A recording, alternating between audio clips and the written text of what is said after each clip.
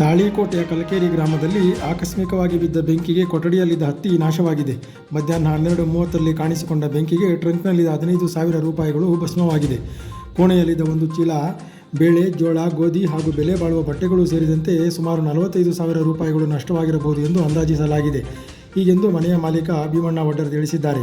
ಕಲಕೇರಿಯ police ಠಾಣೆಯ PSI Suresh Mantur ಮತ್ತು ಸಿಬ್ಬಂದಿ ವಿಷಯ ತಿಳಿದ ಕೂಡಲೇ ಬಂದು ಸ್ಥಳ ಪರಿಶೀಲನೆ ನಡೆಸಿದರು. ಗ್ರಾಮ ಲೆಕ್ಕಾಧಿಕಾರಿಗಳು ಹಾಜರಾಗಿ ಸ್ಥಳ ಪರಿಶೀಲನೆ ನಡೆಸಿದರು.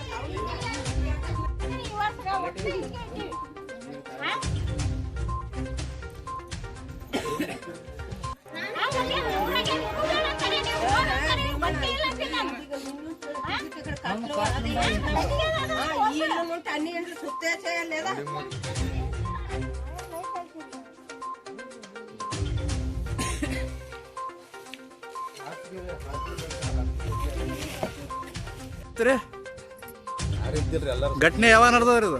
12 ಮೇಲೆ ಆಗ್ಯಾದ ನೋಡ್ರಿ. ನೀವು ಮನೆಯಲ್ಲಿ ಇದ್ದಿದ್ದಿಲ್ವಾ? ಇದ್ದಿದ್ದಿಲ್ಲ. ಯಾರೋ ಕಿಡಿಗೇಡಿ ಬಂದು ನಾವು ಈ ಥರ ಮಾಡಿ ಹೋಗ್ಯಾರ.